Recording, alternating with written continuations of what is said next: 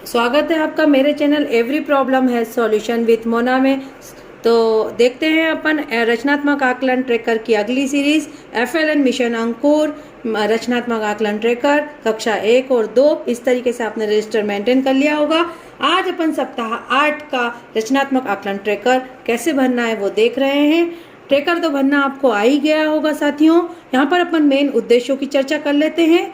अधिक और कम की समझ, माप की समझ, मापन की समझ, लंबाई और छोटा, ऊंचाई और छोटे की तुलना, मापन के उपकरण की समझ।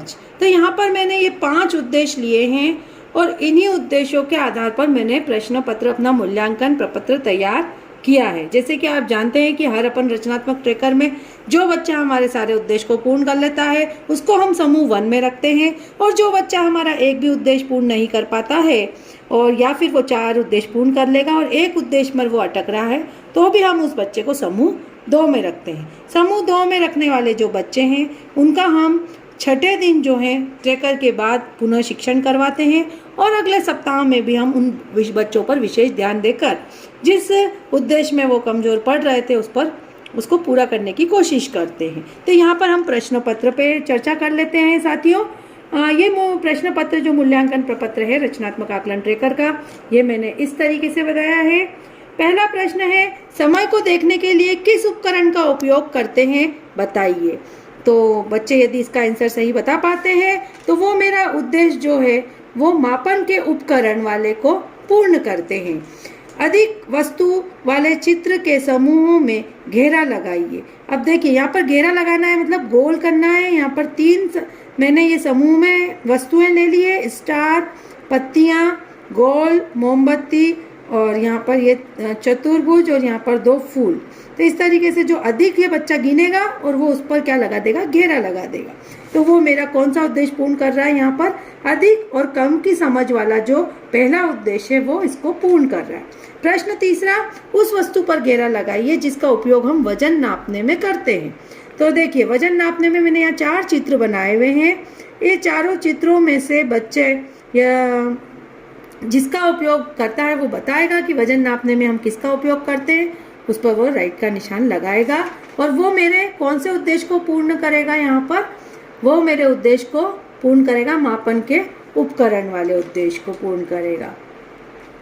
अब देखिए ऊंची वस्तुओं पर राइट और लंबी वस्तुओं पर क्रॉस का निशान लगाइए। अब यहाँ पर लंबी वस्तु बच्चा देखेगा, उसको लंबी और ऊंची, ये लंबी और ऊंची वस्तुओं का ज्ञान कराने के लिए ये प्रश्न मैंने यहाँ बनाया। लंबी वस्तु पे वो राइट का निशान लगाएगा और ऊंची वस्तु पे वो राइट का और लंबी वस्तु पे वो क्रॉस का निशान यहाँ पर लगाएगा। तो ये मेरे कौन से उद्देश्य का पूर्ण करेगा, लंबाई और छोटा और ऊंचाई और छोटे वाले का वो यहाँ पर उद्देश्य पूर्ण करेगा। बड़ी वस्तु पर घेरा लगाइए। अब यहाँ छोटे और बड़े का ध्यान करवा रहे हैं हम, तो छोटा बड़ा इसमें से जो बच्चे को बड़ी वस्तु है तो वो उस पर क्या करेगा, यहाँ राइट का निशान लगाएगा।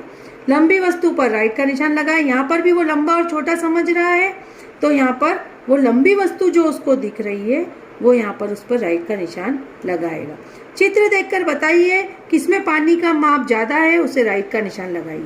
अब यहाँ मैंने बोतल बनाई है जिसमें मैंने इस तरीके से पानी भरा है, यहाँ पर ज्यादा पानी भरा है। तो ये मापन से संबंधित क्वेश्चन है। मापन की कौन कौन सी इकाइयाँ होती है, तो यहाँ पर मापन की इकाइयाँ आपने पाठ्य योजना में बच्चों को बताई है। तो मानक और अमानक इकाइयाँ हैं। तो इस तरीके से ये जो माप की समझ और मापन की समझ वाला जो उद्देश्य है वो यहाँ पर मेरा पूरा होता है। तो साथियों इन क्वेश्चनों से आपको प्रश्न पत्र मूल्यांकन प्रपत्र तैयार करने में बहुत मदद मिलेगी। तो देखते रहिए आप मेरा ये चैनल और चैनल को सब्सक्राइब कीजिए। वीडियो अच्छी लगी तो लाइक एंड शेयर कीजिए। मिलते हैं अगली सीरीज में। Bye bye.